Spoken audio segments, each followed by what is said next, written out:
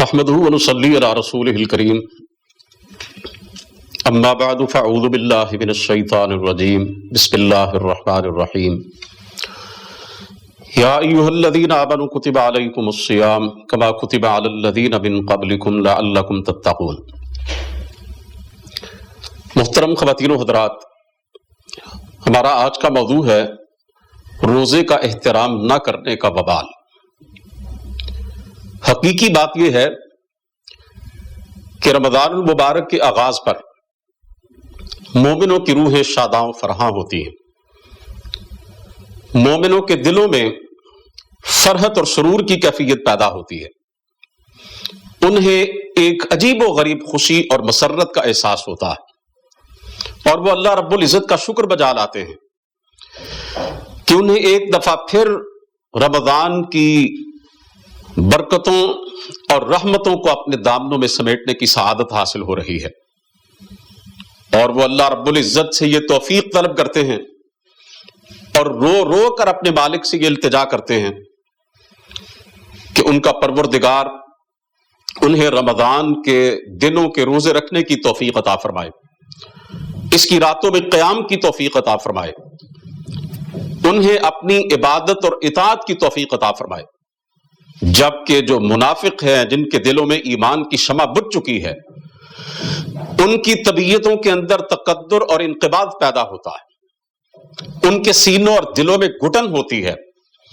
اور وہ یہ سمجھتے ہیں کہ معاذ اللہ یہ ایک مصیبت ہمارے لیے آ گئی ہے، ہم نے اگرچہ روزے تو رکھنے نہیں ہیں لیکن ہمیں لوگوں کے سامنے خواہ مخواہ اپنے کھانے پینے پر پابندی لگانا پڑے گی۔ اس حوالے سے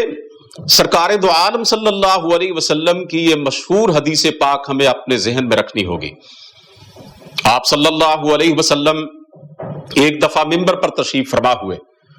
اور آپ نے 3 دفعہ آمین آمین کہا۔ بعد میں صحابہ کرام نے عرض کیا، اے اللہ کے رسول، آپ پہلے بھی کئی دفعہ ہمارے سامنے منبر پر تشریف فرما ہوئے ہیں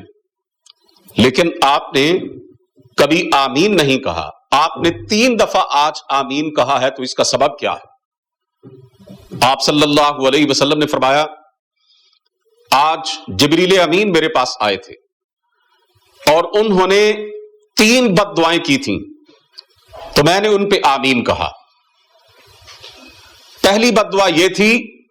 رسول مقبول صلی اللہ علیہ وسلم نے فرمایا کہ جبریل امین نے کہا، بعد من ادرک رمضان فلم یغفر لہ، وہ شخص ہلاک ہو جائے، تباہ ہو جائے، اللہ کی رحمت سے دور ہو جائے جو اپنی زندگی میں رمضان کا مہینہ پائے اور اپنے رب سے اپنے گناہوں کو بخشوانے میں کامیاب نہ ہو۔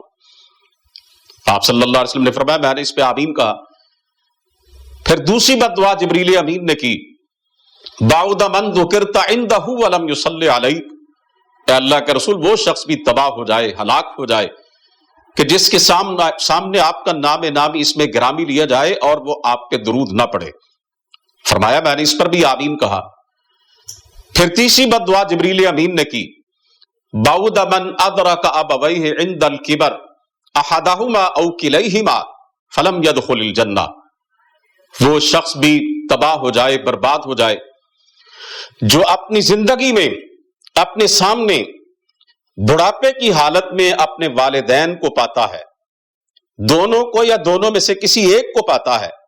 اور پھر ان کی خدمت کر کے جنت کا حقدار نہیں بن جاتا۔ رسول کریم صلی اللہ علیہ وسلم نے فرمایا، میں نے اس پر بھی آمین کہہ دیا۔ اب ہمیں اس بات پہ غور کرنا چاہیے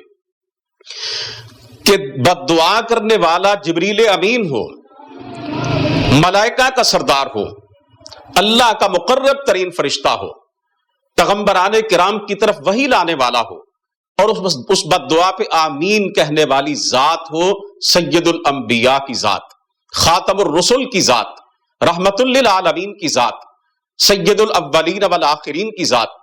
تو پھر کیا اس بد دعا کی قبولیت میں کوئی شک باقی رہ جاتا ہے؟ یہ حدیث پاک ان لوگوں کے لیے بڑی سخت وعید ہے جو رمضان المبارک کا مہینہ پاتے ہیں اور اس کو ضائع کرتے ہیں، اس کے روزے نہیں رکھتے، اس کا احترام نہیں کرتے۔ بعض لوگ ہمیں اپنے معاشرے میں ایسے بھی ملتے ہیں، خاص طور پر بڑے بس آسودہ حال اور خوشحال قسم کے لوگ، وہ رمضان المبارک کا مذاق اڑاتے، روزہ داروں کا مذاق اڑاتے اور کہتے ہیں جی ہم کیوں روزے رکھیں؟ روزے تو وہ رکھے نا کہ جن کے گھر میں کھانے پینے کو کچھ نہیں ہے، جو کنگلے اور فقیر ہیں۔ اصل بات یہ ہے کہ شرعی احکام پر زیادہ تر عمل کرنے والے لوگ وہ ہوتے ہیں کہ جو غریب طبقے سے تعلق رکھتے ہیں۔ حضرت اقبال علیہ الرحمہ نے اسی حقیقت کی ترجمانی کرتے ہوئے کہا ہے، جا کے مساجد میں ہوتے ہیں صف آرا تو غریب، کرتے ہیں جو زحمت روزہ گوارا تو غریب، نام لیتا ہے اگر کوئی ہمارا تو غریب، پردہ رکھتا ہے اگر کوئی تمہارا تو غریب، عمرا نشہ دولت میں ہیں غافل ہم سے، زندہ ہے ملت بیضا غربا کے دم سے۔ آج بڑی کثرت کے ساتھ میرے مسلمان بھائیوں نے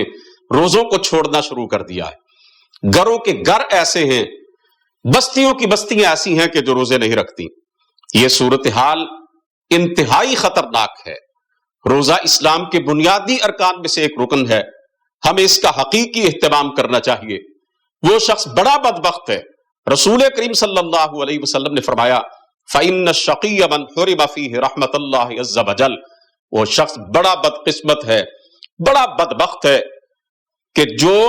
رمضان المبارک کا مہینہ پاتا ہے اور پھر بھی اللہ رب العزت کی رحمت سے محروم رہ جاتا ہے۔ میں دعا کرتا ہوں کہ اللہ تعالی ہمیں رمضان کا احترام کرنے کی توفیق عطا فرمائے، اور ہمیں رمضان کا جو لوگ احترام نہیں کرتے، اس کے روزے نہیں رکھتے، اس کی حقیقت کو نہیں جانتے، اللہ ہمیں ان سے بچا کے رکھے اور اللہ ہمیں اپنی رحمت کا مستحق بنائے۔ وآخر دعوانا ان الحمد للہ رب العالمین۔